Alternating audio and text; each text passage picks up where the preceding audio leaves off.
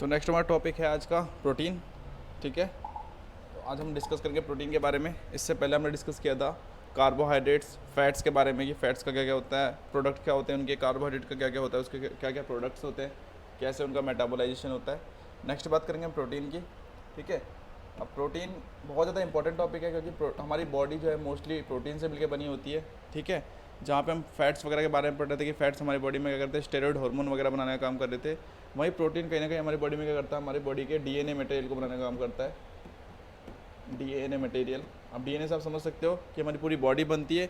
Without DNA strands किसी भी person की बॉडी बनना या फिर उसका जो भी जेनेटिक म्यूटेशंस वगैरह जो भी बनना होता है वो पॉसिबल ही नहीं हो पाता। इसलिए प्रोटीन का इंपॉर्टेंस थोड़ा सा ज़्यादा हो जाता है उन सब की कंपेयरिंग में। ठीक है, तो हम बात करेंगे प्रोटीन्स की। ठीक है, तो वो प्रोटीन्स होता क्या है समझ गए। देखो छोटे छोटे ऐसे क्या होते हैं आपके अमाइनो एसिड होते हैं, यूँ छोटे छोटे से।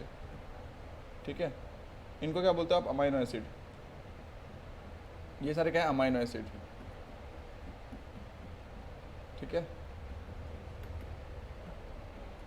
छोटे छोटे आपके अमाइनो एसिड होते हैं। जब वो ग्रुप में अरेंज हो जाते हैं, जैसे देखो आपको दिख रहा है यहाँ पे कि ये क्या हो गया, एक तरह की चेन में अरेंजमेंट हो गया इनका।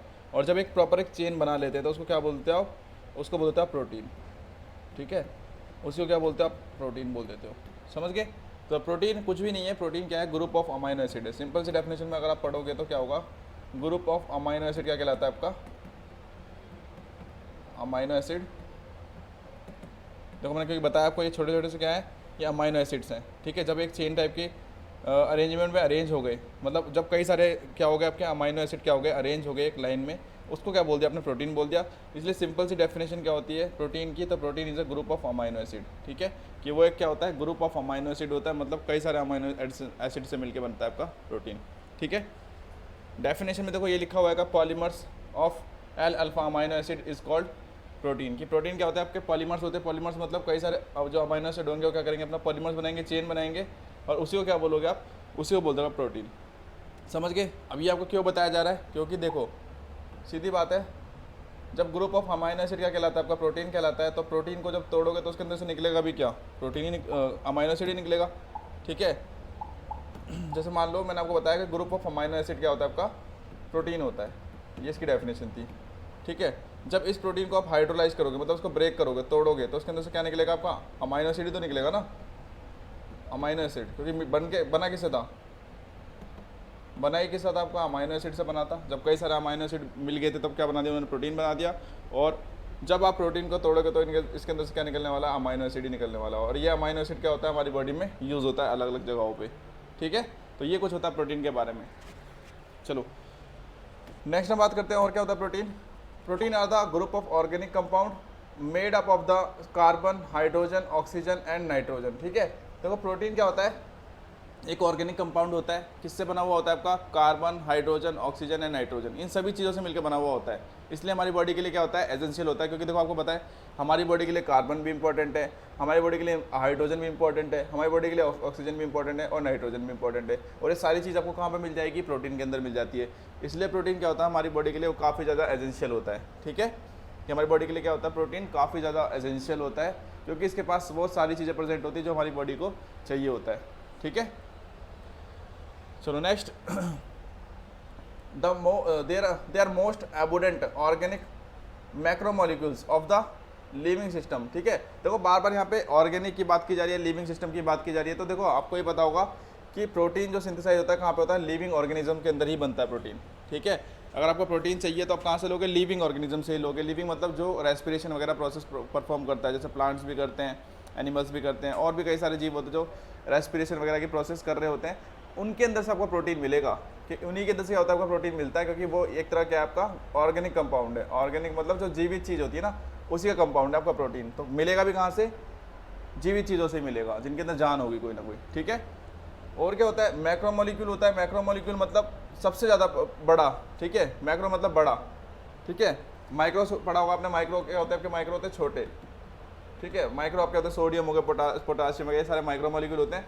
बट जो आपका प्रोटीन है वो क्या आपका मैक्रोमोलिक्यूल है। ये तीन ही आपके मैक्रोमोलिक्यूल होते हैं, फैट, कार्बोहाइड्रेट और प्रोटीन, ये तीनों मैक्रोमोलिक्यूल्स होते हैं। ठीक है, बड़े बड़े मॉलिक्यूल्स होते हैं जिनकी नीड भी बॉडी को ज़्यादा अमाउंट में चाहिए होती है, तो मैक्रोमोलिक्यूल्स होते हैं आपके प्रोटीन। ठीक है, next, the protein have high molecular weight, ये तो आपको पता ही है कि प्रोटीन क्या होता है, काफ़ी डेंस होता है, जिसकी वजह से इनका जो मॉलिक्यूलर वेट होता है, मॉलिक्यूलर वेट जो होता है इसका बहुत ज़्यादा होता है। दिखने में साइज में थोड़े छोटे हो सकते हैं, बट क्या होगा, इनका मॉलिक्यूलर वेट ज़्यादा होगा। जैसे कि हमने पढ़ा था हाई डेंसिटी लिपोप्रोटीन, पढ़ा था ना हमने, HDL पढ़ा था, तो उसमें हमने देखा था कि HDL के अंदर ज़्यादा अमाउंट में प्रोटीन प्रेजेंट होने की वजह से क्या हो रहा था, उसकी डेंसिटी हाई हो गई थी, उसका मॉलिक्यूलर वेट बढ़ गया था। समझ गए?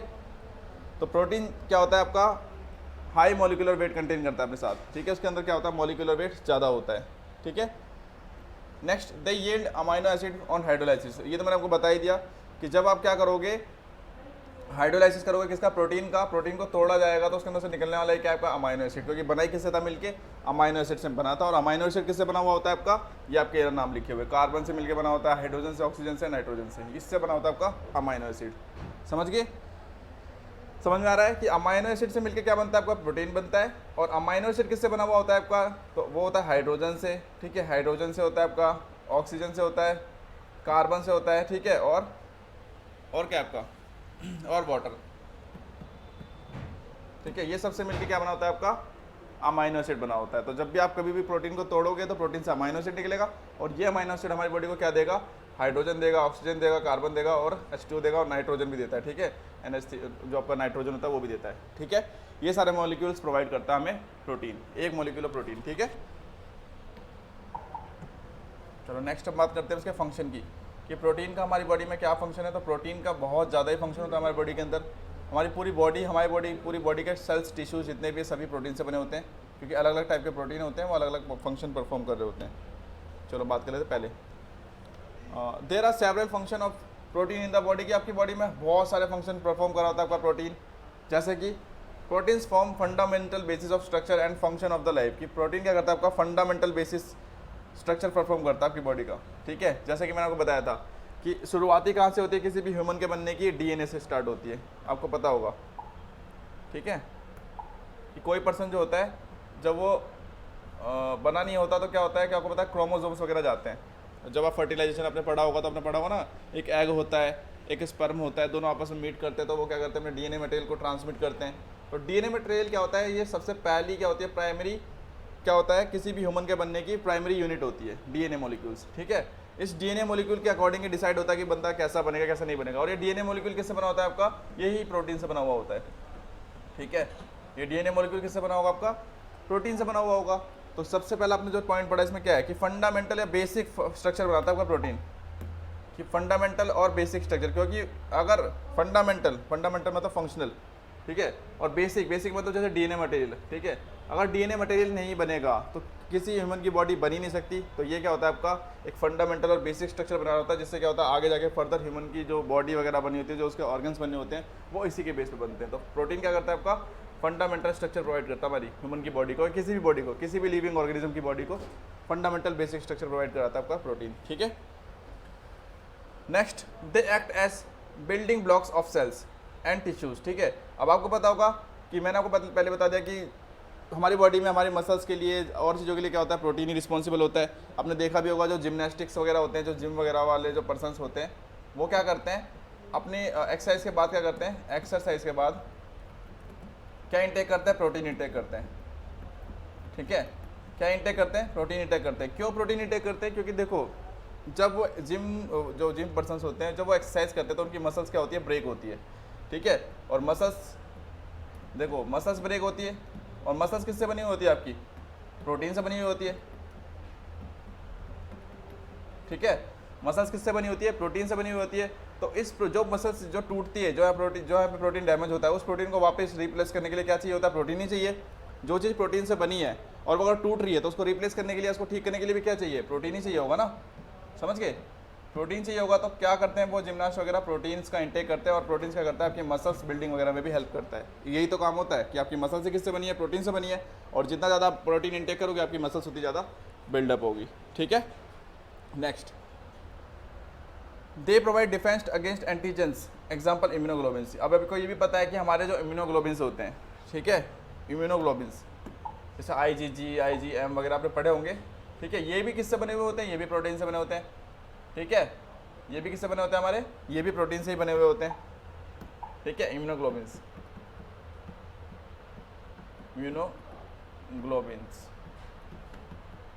ठीक है। इम्यूनो मतलब तो आपको पता है ना, इम्यून सेल्स, ग्लोबिन मतलब ग्लोबिन वर्ड मतलब होता है प्रोटीन, ठीक है।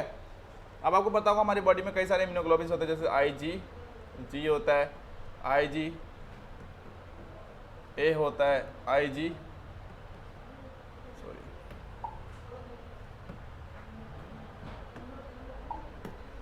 IgA हो गया, उसके बाद IgM होता है, IgE होता है।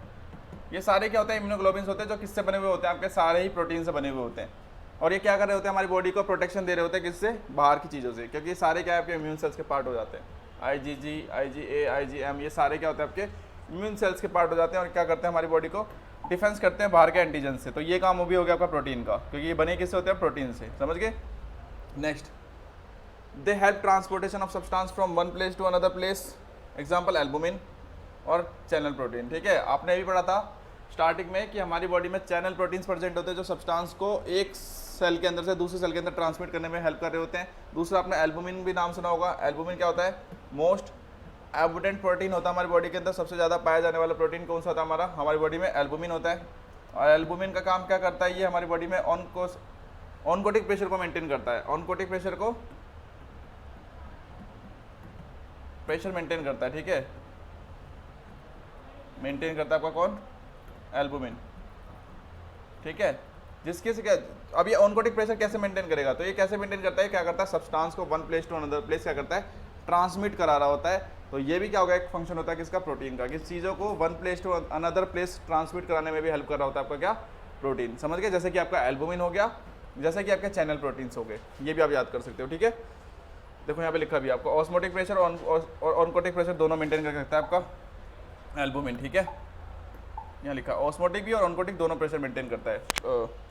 ऑस्मोटिक प्रेशर होता है आपका वाटर प्रेशर और ऑनकोटिक प्रेशर होता है आपका प्रोटीन प्रेशर। तो दोनों को मेंटेन कौन करता है, आपका एल्बुमिन मेंटेन करके रखता है, ठीक है। Next, they help in the storage of, ठीक है, स्टोरेज, ठीक है। नेक्स्ट क्या काम करता है आपका, कि जो आपका प्रोटीन जो होता है आपका स्टोरेज में भी हेल्प करता है, जैसे कि ओवा एल्बुमिन, ठीक है। ओवा एल्बुमिन क्या होता है, एल्बुमिन की क्या है, स्टोरेज फॉर्म है, ठीक है।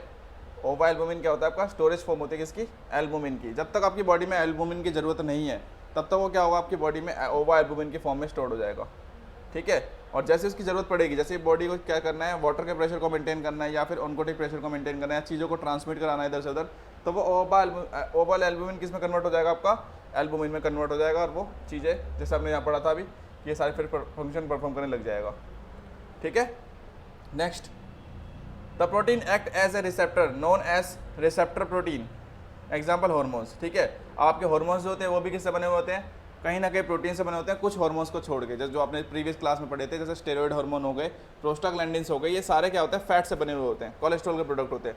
बट इसके अलावा जितने आपके हार्मोन्स होते हैं लगभग सारे, वो किससे बने हुए होते हैं आपके, वो प्रोटीन से बने हुए होते हैं। और जब प्रोटीन से हार्मोन बने हुए हैं तो इनके रिसेप्टर भी किससे बने हुए होंगे, आपके रिसेप्टर भी प्रोटीन से बने हुए होते हैं। तो ये भी एक काम कर रहा होता है आपका प्रोटीन, ठीक है। आप देख रहे हो कितने सारे फंक्शन हमारी बॉडी में प्रोटीन परफॉर्म कर रहा है, लगभग सारी चीज़ें परफॉर्म करेगा, ठीक है। Next, the protein help in the formation of genetic material, जैसे कि आपको पता है, मैंने आपको डीएनए बताया था, डीएनए के अंदर क्या होता है, न्यूक्लियर प्रोटीन तो होता है। तो जेनेटिक प्रोटीन को भी मटेरियल बनाने में भी हेल्प कौन कर रहा होता है, या जेनेटिक मटेरियल बना ही किससे होता है, आपका प्रोटीन से बना होता है, ठीक है। The protein help in the contraction of muscles, अब आपको पता होगा एक्टिन और मायोसिन पढ़ा होगा आपने, ठीक है। मसल्स के अंदर अपने एक्टिन मायोसिन पढ़े, एक्टिन के बैंड प्रेजेंट होते हैं, मायोसिन के बैंड प्रेजेंट होते हैं, दोनों एक दूसरे के ऊपर क्या होते हैं, फ्रिक्टेट करते हैं, और फिर क्या होती है, मसल्स की कॉन्ट्रैक्शन होती है। बताया तो मैं आपको, एक होता है एक्टिन का बैंड, ठीक है, ये दोनों क्या प्रोटीन है, एक्टिन। एक होता है आपका मायोसिन, ये दोनों किस में प्रेजेंट होते हैं, आपके मसल्स के अंदर प्रेजेंट होते हैं, मसल्स के अंदर प्रेजेंट होते हैं दोनों, ठीक है। और ये दोनों क्या होते हैं, आपके प्रोटीन के टाइप होते हैं, और दोनों क्या कराते हैं, आपकी मसल्स की कॉन्ट्रैक्शन में हेल्प कराते हैं। एक्टिन और मायोसिन क्या होते हैं, मसल्स की कॉन्ट्रैक्शन कराने के लिए रिस्पॉन्सिबल होते हैं, और ये दोनों ही क्या होते हैं, प्रोटीन होते हैं। तो एक काम आपको क्या भी कर रहा होता है, प्रोटीन मसल्स की कॉन्ट्रैक्शन का भी काम करा रहा होता है, ठीक है। डीपली पढ़ना होता है एक बार आप उसमें जाके देख सकते हो एनाटॉमी वाले क्लासेस में, ठीक है, क्योंकि यहाँ बताऊँगा तो टाइम ज़्यादा जाएगा। Next, the protein help in the catalyse reaction known as enzymes, ठीक है। अब आपको एक चीज़ और बताता हूँ मैं कि प्रोटीन का एक प्रोडक्ट होता है एंजाइम, ठीक है। प्रोटीन का एक प्रोडक्ट होता है क्या, एंजाइम, ये भी सुन लेना क्योंकि इंपॉर्टेंट है। कि प्रोटीन का एक प्रोडक्ट होता है एंजाइम, जो बना किससे होता है, प्रोटीन से बना होता है, क्योंकि प्रोटीन का प्रोडक्ट है। और एंजाइम क्या करता है, एंजाइम करता है कैटालाइटिक एक्टिविटी परफॉर्म। ये क्या करता है, कैटालाइटिक एक्टिविटी परफॉर्म करता है, कैटालाइटिक एक्टिविटी, ठीक है।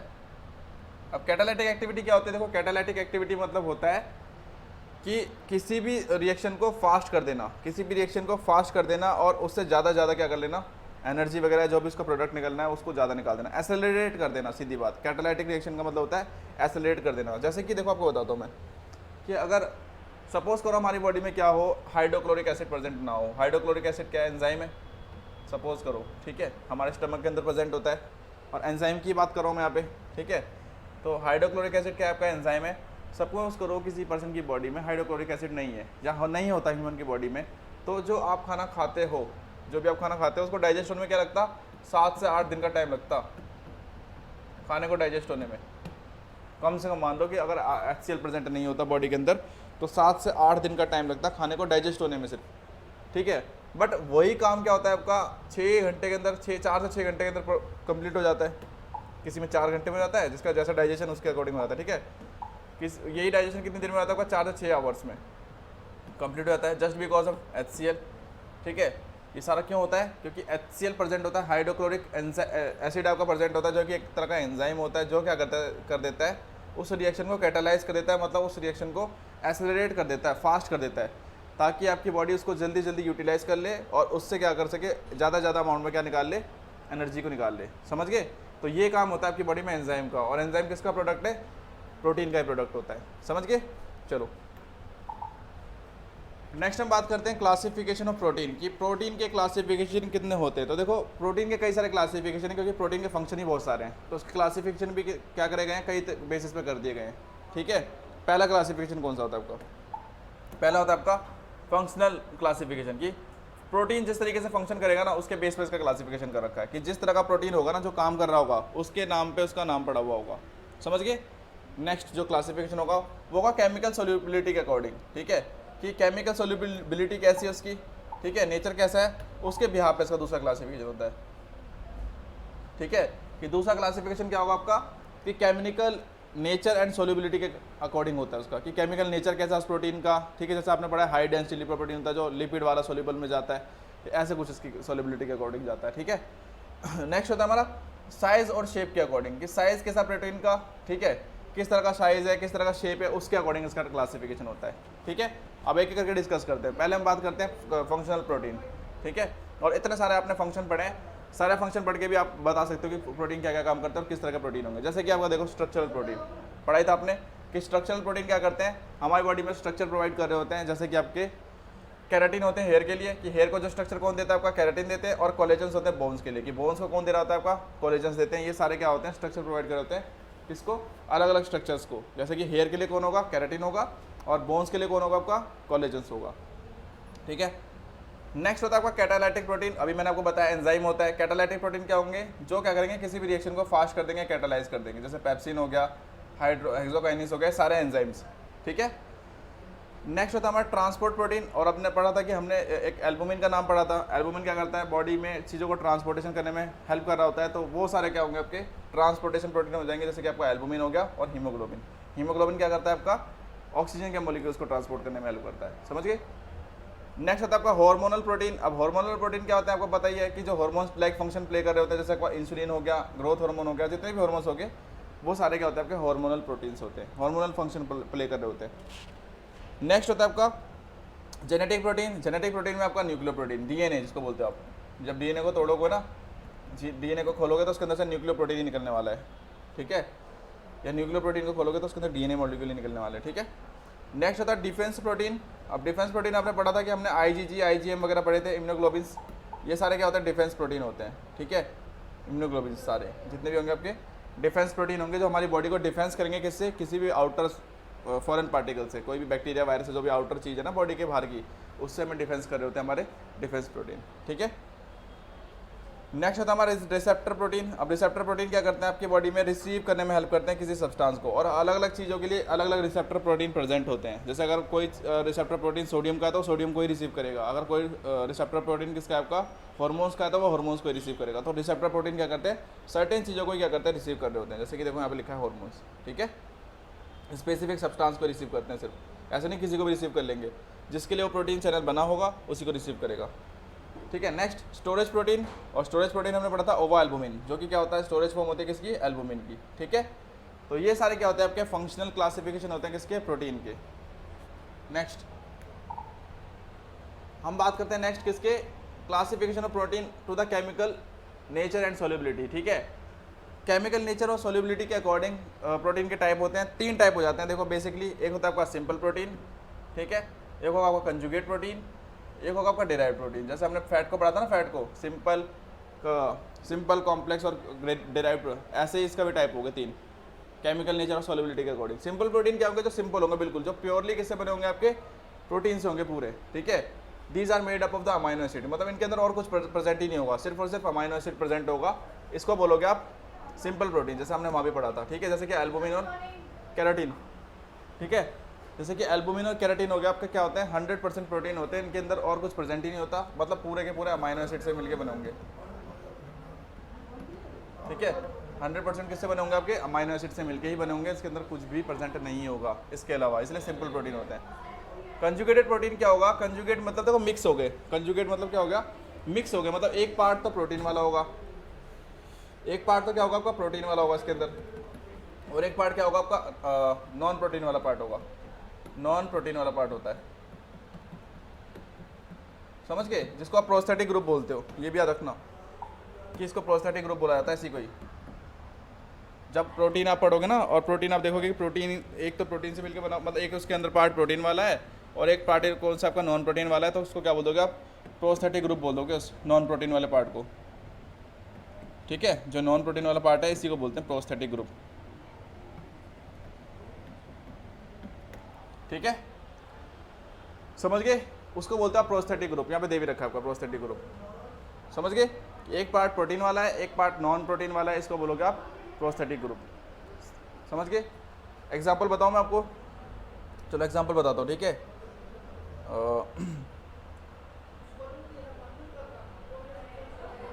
एग्जाम्पल कौन सा दूँ मैं आपको, जैसे इम्यूनोग्लोबिन्स लगा लो आप, चलो यहाँ बताता हूँ मैं आपको इम्यूनोग्लोबिन्स, ऊपर लिख देता हूँ, यहाँ सही नहीं जा रहा।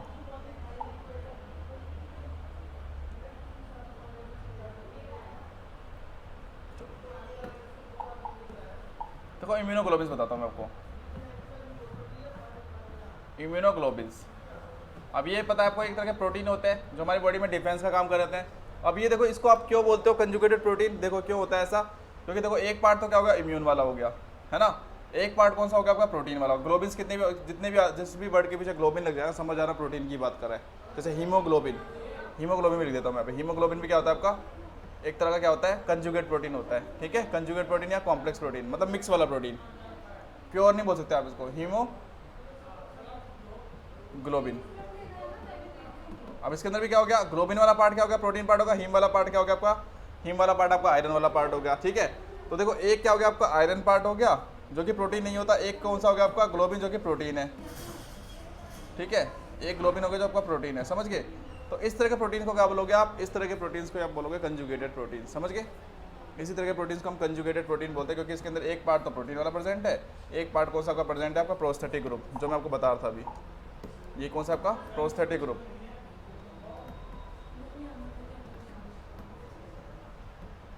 प्रोस्थेटिक ग्रुप प्रेजेंट है, समझ गए। ये प्रोस्थेटिक ग्रुप क्या करेगा, सॉरी ये प्रोस्थेटिक ग्रुप कौन सा पार्ट होता है आपका, नॉन प्रोटीन पार्ट होता है, इसी को बोलते हैं आप कंजुगेटेड प्रोटीन, समझ गए।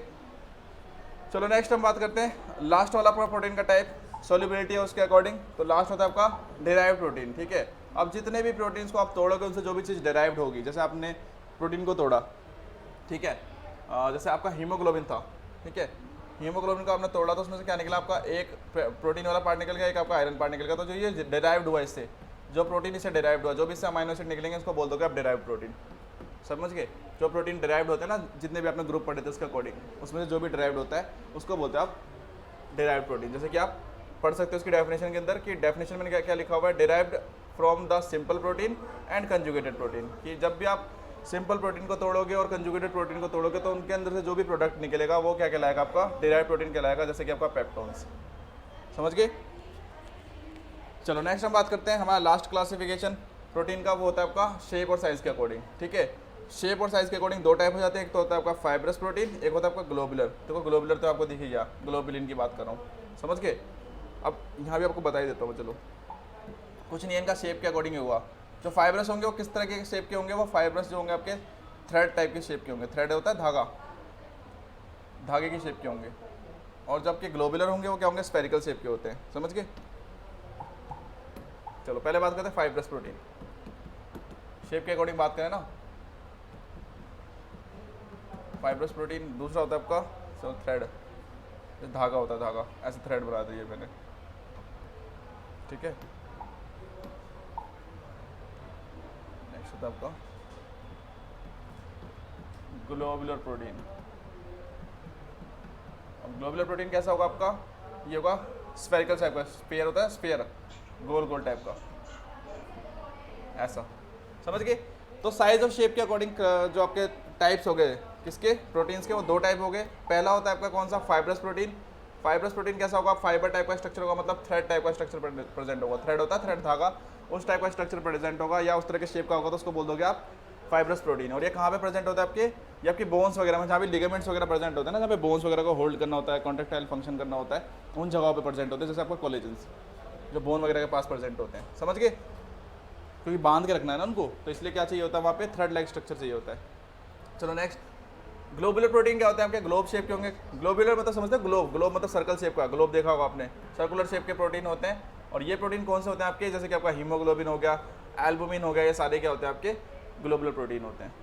ठीक है, तो ये था हमारा क्लासिफिकेशन ऑफ प्रोटीन। ठीक है, नेक्स्ट क्लास में डिस्कस करेंगे हम स्ट्रक्चरल ऑर्गेनाइजेशन ऑफ प्रोटीन की, स्ट्रक्चरल ऑर्गेनाइजेशन कैसे होता है प्रोटीन का। ठीक है।